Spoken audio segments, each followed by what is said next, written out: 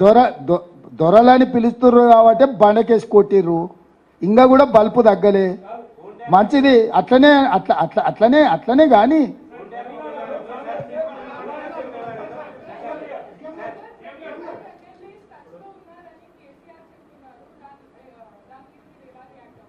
ఇప్పుడు ఆయన దొడ్లే ఎన్నున్నాయో ఆయన రోజు సాయంత్రం లెక్క చూసుకునే పరిస్థితి. మీరు అంత సీరియస్గా తీసుకోకండి. కొంచెం మానసికంగా వారు కొంత ఇబ్బందిని ఎదుర్కొంటున్నారు, కొంచెం మానసిక ఆందోళనలో ఉన్నారు. ఉండడానికి కూడా కారణం నేను అర్థం చేసుకోగలను. ఇంట్లో ఉన్న పరిస్థితులు, బయట ఉన్న పరిస్థితులు, అధికారం కోల్పోయి ఎవరు పిలిచినా పలకకపోవడం వల్ల బెల్లు కొడితే కూడా ఎవరు వస్తలేరు. ఆ సంతగాడు కూడా సెలవు పెట్టిపోయిందంట.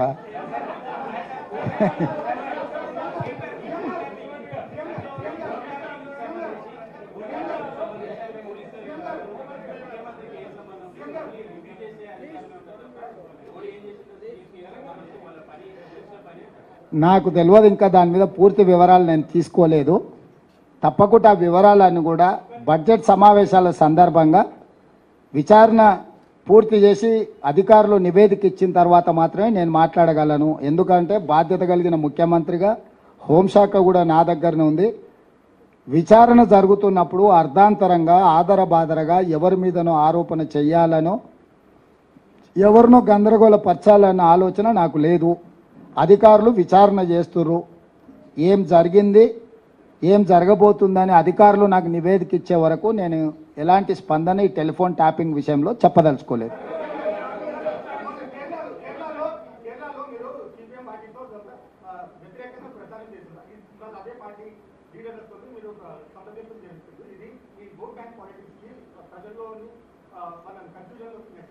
రాహుల్, ఈ దేశం యూనియన్ ఆఫ్ స్టేట్స్ నీకు తెలుసు కదా, వివిధ రాష్ట్రాలతో కూడుకున్న సమూహమే భారతదేశము. మరి వివిధ రాష్ట్రాలలో పార్టీకి వివిధ విధానాలు ఉంటాయి. అందుకే రాష్ట్ర శాఖ అధ్యక్షులు ఉంటారు కదా, దాని ప్రకారమే పనిచేస్తున్నా నేను.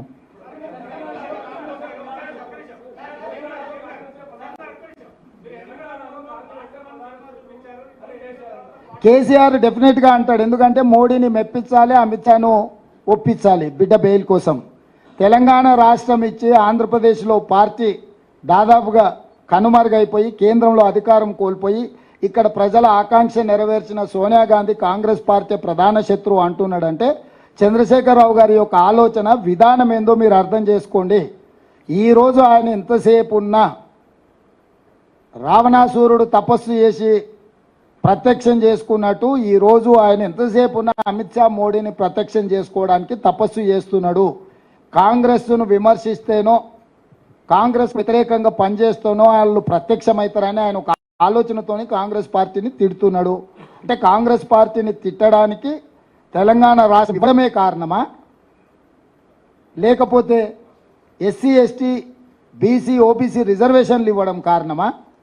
ఏం కారణం కాంగ్రెస్ను తిట్టడానికి? ఇప్పుడు ఆయన మోడీని ఒప్పించే ఆలోచన తప్ప ఇంకేదైనా ఒక్క కారణం చూపించండి కాంగ్రెస్ను విమర్శించడానికి. 10 సంవత్సరాలు వైఫల్యం చెందిన ప్రధానమంత్రి, దగా చేసిన ప్రధానమంత్రి, దేశాన్ని అప్పుల ఊబిలో ముంచేసిన ప్రధానమంత్రి నరేంద్ర మోడీ గారు అక్కడుంటే ఆయన గురించి మాట్లాడకుండా 100 రోజుల్లో 5 గ్యారెంటీలను అమలు చేసి 30,000 ఉద్యోగాలు ఇచ్చి బీసీ జనాభా